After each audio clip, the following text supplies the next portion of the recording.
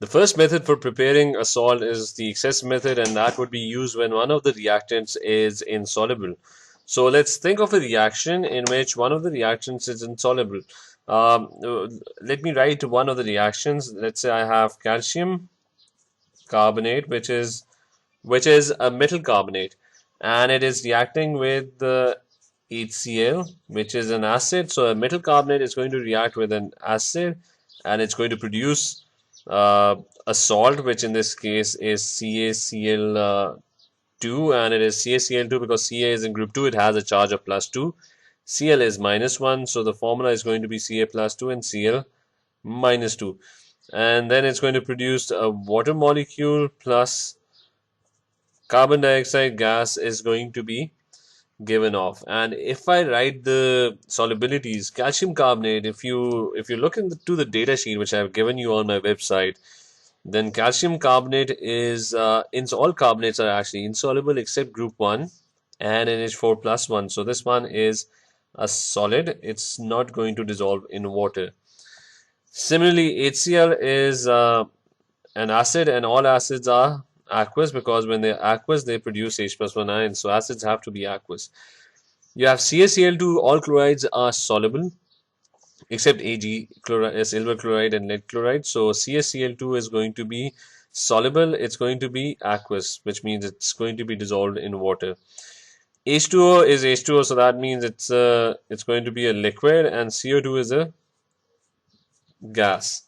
Now you have this reaction, and let me explain what excess method is. If you have this reaction, let's imagine we're doing this reaction in a lab.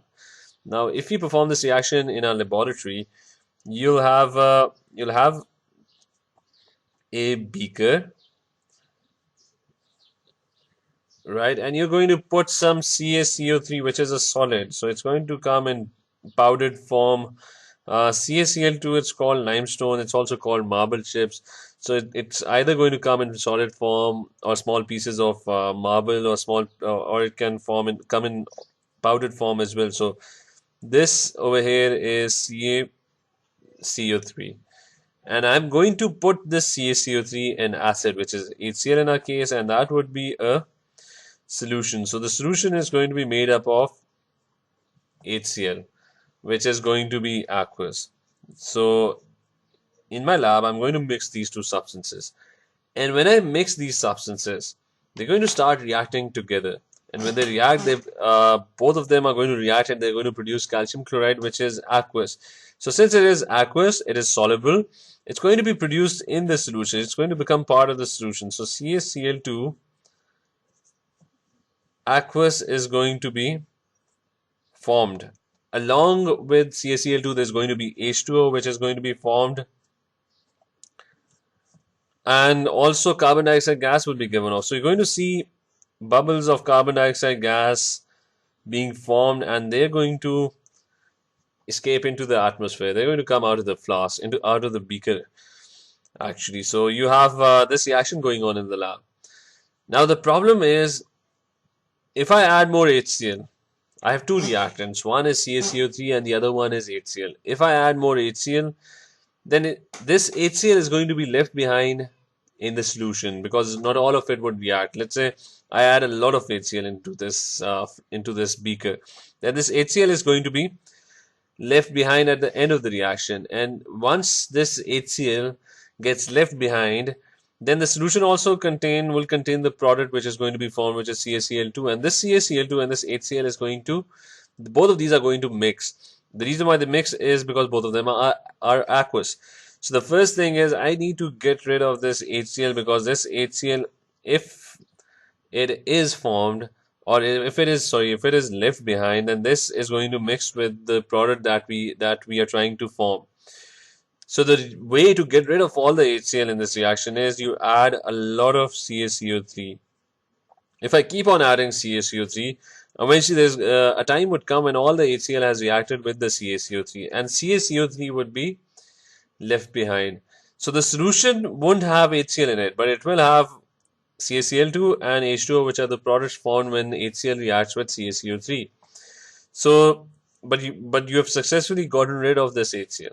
Now the thing is, since you have added a lot of excess CaCO3, you really want to get rid of CaCO3 as well, because this is the thing that you are looking for. So how do you get rid of CaCO3? Since it's a solid, you can simply filter this out.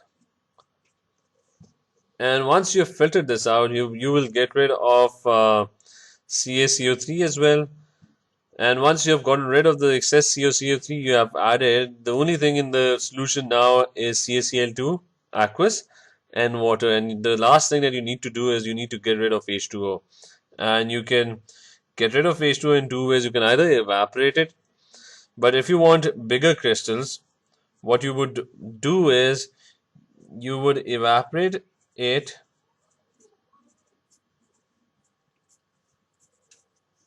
to the point of crystallization, so that you get very large pure crystals of CaCl2.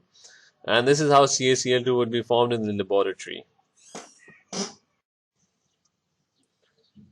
Now we can think of another similar reaction, and taking another example for the excess method. Let's say I have another reaction, and in that reaction I have, instead of MgCO3, let's say I take MgCO3, sorry, instead of calcium carbonate, I have MgCO3, and it is reacting with H3PO4, which is phosphoric acid, and it's going to produce Mg is in group 2, so Mg is +2 and PO4 is -3, so it's going to be Mg 3 and PO4 would be twice, and you'll have H2O, since it's a metal carbonate reacting with an acid, so you'll have H2O and you'll have CO2. So this is another reaction, and in this reaction, if I'm not balancing the equation, you can balance these equations yourself. But let's say if I look for the solubility of the substances in this equation, all carbonates are insoluble except group 1 and ammonium. So MgCO3, which is in group 2, that would be a solid. It won't be soluble. Acids are all aqueous, so this is aqueous. H3PO4 is aqueous, and then I have Mg3PO4. All phosphates are also insoluble except group 1, so Mg is in group 2, so this is also insoluble, so this is also going to be a solid. Then I have water is a liquid and CO2 is a gas. So it's a pretty similar reaction, except that in the first reaction you had an aqueous salt being formed, a soluble salt was formed, but in this reaction you're having an insoluble salt being formed. Now let's see what's going to happen if I do this reaction in a lab. Let's say I have a beaker, and I'm going to add MgCO3 is a solid, so I'm going to add in solid MgCO3. So it's going to be sitting over there, a solid MgCO3. And the solution is going to contain phosphoric acid, which is H3PO4. So my reactants are in red, and I'm going to react it, and these two are going to react, and they're going to form Mg3PO4. Now Mg3PO4 is also a solid, so that solid is also going to settle down at the bottom. So the product that is going to be formed when these two react, Mg3PO4 twice is going to be formed, and that's also a solid. So my product is also a solid. Plus I'll have H2O being produced, and I'll have carbon dioxide gas being given off. So these are the three things that are going to be produced. Mg3PO4 twice magnesium phosphate. I'll have water being produced, and I'll have CO2 produced. Now the problem in this reaction is, if I add a lot of MgCO3 as a reactant, then that reactant would be left behind, and that reactant, which is a solid, is going to mix with the solid salt that is being produced. So I need to get rid of this reactant. I need to be rid of this reactant. And the only way I can get rid of this reactant is if I add a lot of H3PO4. If I add H3PO4 in excess, then all that H3PO4 is going to react with the MgCO3, and all of the MgCO3 is going to be used up because there would be lesser MgCO3. So this gets used up, and since this is an excess, this H3PO4 is going to be left behind at the end of the experiment. It's going to produce Mg3PO4 which is another solid. H2O would be produced and CO2 gas. Now I can, once I'm rid of this MgCO3, I can easily extract magnesium phosphate. I can simply filter filter it out. I can simply filter it out and I'll get Mg3PO4 twice. The only thing was I needed to get rid of this solid reactant. So I added H3PO4 in excess. I added a lot of H3PO4, and all of that basically ended up reacting with the MgCO3, and all of the MgCO3 ended up reacting, and you got Mg3PO4 twice. That was the only solid that was formed in this reaction. So I simply filter it out. I wash it, and I can wash it since it's insoluble, and I'll dry it in an oven. So that's how I am going to get crystals of Mg3PO4 twice. Now the important point about the excess method is if the salt that you're preparing is aqueous, then you put the solid reactant which is insoluble in excess. Right? In this reaction, we added a lot more of calcium carbonate so that we got rid of all the HCl. All of the HCl ended up reacting, and you had only one thing in the solution, which was CaCl2, and we simply removed the excess CaCO3 that we added and filtered it out. So the trick is, if the salt that is being produced is aqueous, you put the solid reactant in excess. And in the other experiment, if the salt that is being produced that is solid, it's insoluble, then you put the aqueous reactant in excess. So that is the rule. So we can write down that rule, and let's do a few more examples of excess methods. So the rule is, if our product, which is salt in this case, we are trying to make a salt, is aqueous, then put the solid reactant in excess. So that's the first point. And if our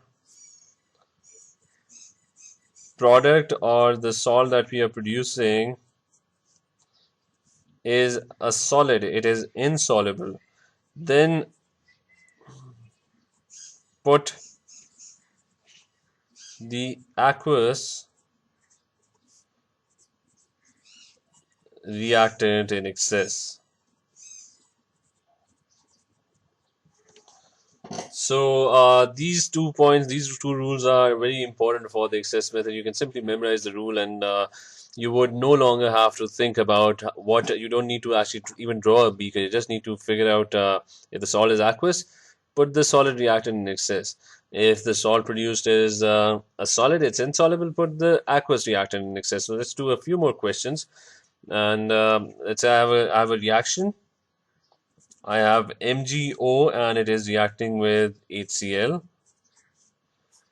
It is producing MgCl2 and it's an acid. This is a base and this is an acid, so it's producing MgCl2, which is a salt, and a water molecule is being produced. If I check the solubility of the compound reactants and products in this reaction, you have MgO, which is a solid. It is insoluble. Since only group 1 oxides and hydroxides are actually soluble, and those lower down in group 2 are also soluble, but MgO is right on top of group 2, so this is insoluble. Then I have HCl, which is aqueous. I have MgCl2, all chlorides are soluble except silver chloride and lead chloride, so MgCl2 is obviously aqueous as well. And I have H2O, which is a liquid. Now, if we do this reaction, the first thing is just by checking at the rule. Since the salt produces aqueous, we need to put the solid reactant in excess. So MgO is definitely going to be in excess. But let's say why is it going to be excess? Let's do this reaction in our lab, and if we do this reaction in our lab, MgO would be a solid, so we'll have a solid lump or powdered form of MgO, which is a solid, and it's going to react with HCl, which is going to be in solution. It would be aqueous, and when these two react, they're going to produce MgCl2, which is also going to be aqueous, plus water molecule is going to be produced. So what I need to do is, if HCl is left at the end of the reaction, that HCl is going to mix with MgCl2, since both of them are present in solution. So I need to get rid of this HCl.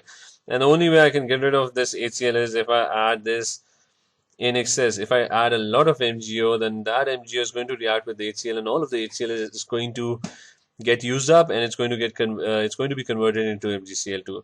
And what are we going to do with the excess, the leftover MgO which would be present? Since I've added a lot of MgO, I'm going to simply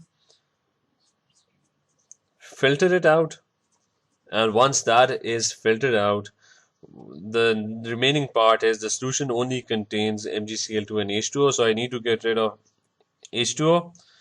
The two ways of doing that, again, I can simply evaporate it, or I can evaporate to get bigger crystals.